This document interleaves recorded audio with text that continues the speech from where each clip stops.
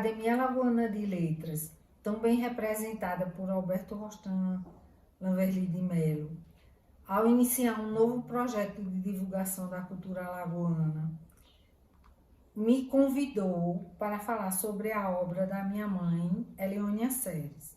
Eu sou Ceres de Melo e Mota,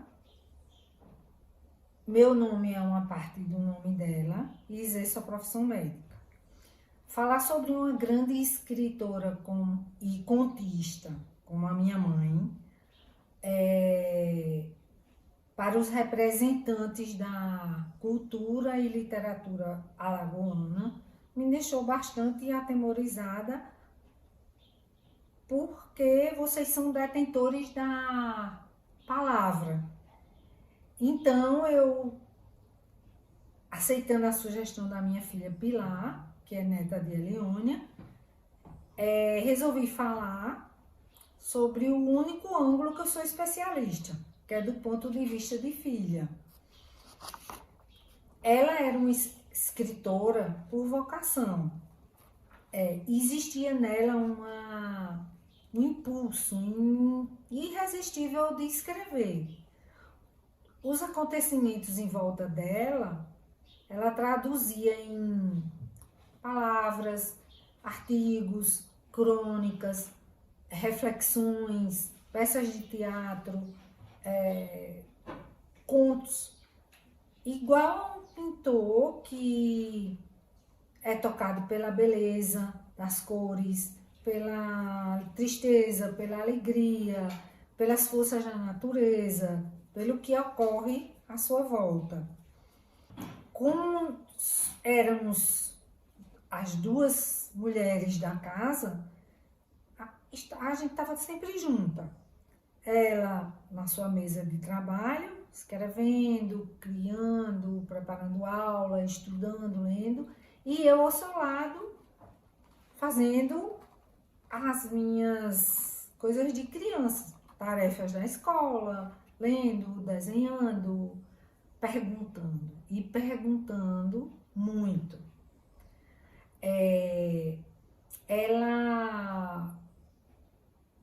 Quando eu tinha 10 anos, nasceu Contos número 1. Ela estava felicíssima e eu me sentindo extremamente importante, porque ela precisava de ouvidos, como eu falei. Então ela lia para mim os esboços do que ela estava escrevendo. E eu fazia muitas perguntas, às quais ela respondia. E eu não tenho certeza, mas eu acho que ajudava. Em 1975, ela lançou Contos número 2.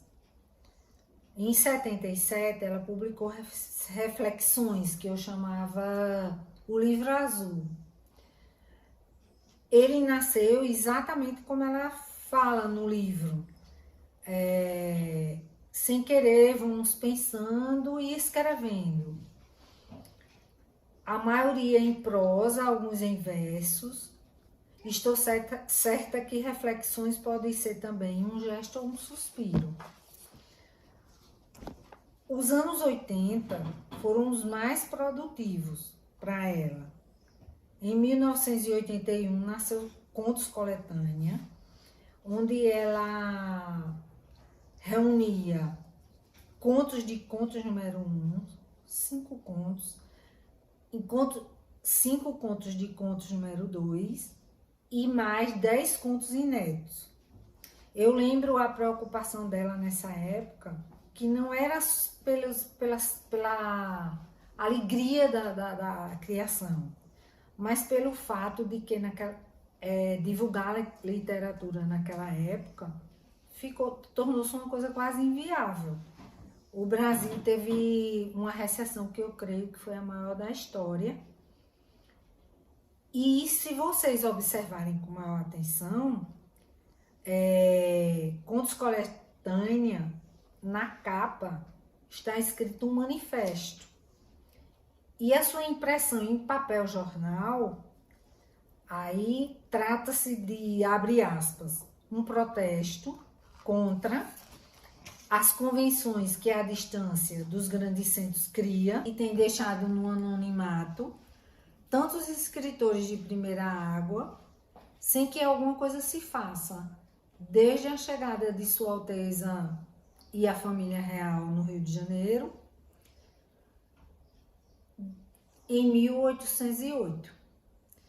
Eu podia sentir a tristeza dela. Era quase como amordaçá-la essa dificuldade. Nesse período, nos anos 80, eu estudava medicina, cuidava da minha casa, de 2 filhos pequenos e já não ficava o tempo todo perto dela. Então, a cronologia ficou meio confusa, até porque ela produziu muito e eu estava muito ocupada. Em 1984, nasceu La Légende des Amazones, que é uma recriação belíssima de contos e lendas do Brasil. Foi premiado pelas alianças francesas do Brasil, junto com a embaixada francesa, e rendeu a ela o primeiro prêmio. Chegou seu novo livro de contos, Rosália das Visões, e Cabras Machos, a grande crônica de Santa Cruz. Uma crônica romanceada, como ela falou quando tentou responder a pergunta: por que tão longa? Trata-se de uma história real, porém fictícia, ainda hoje assistida por todos nós. Aí abre aspas, palavras dela: de homens que se consideram acima da lei, seus crimes impunes, a ordem subvertida da vida e da situação, da ética, a corrupção mais flagrante que envergonha toda uma nação e denigre todo um povo. Procissão dos Encapuzados, contos, e Olho de Besouro, livro que foi adotado para o vestibular brasileiro nessa década, que representava o realismo fantástico no Brasil, que aparecia em diversos grandes escritores, tipo Gabriel Garcia Marques, Saramago, Jorge Luiz Borges, por exemplo. Nessa década também ela fez a série Alagoanos Ilustres, que era difusão de Alagoanos Ilustres, uns livretos que falava da obra, da biografia de Alagoanos Ilustres, como Guimarães Passos, Breno Accioli, Arthur Ramos, por exemplo. E o Conclave, em 1994.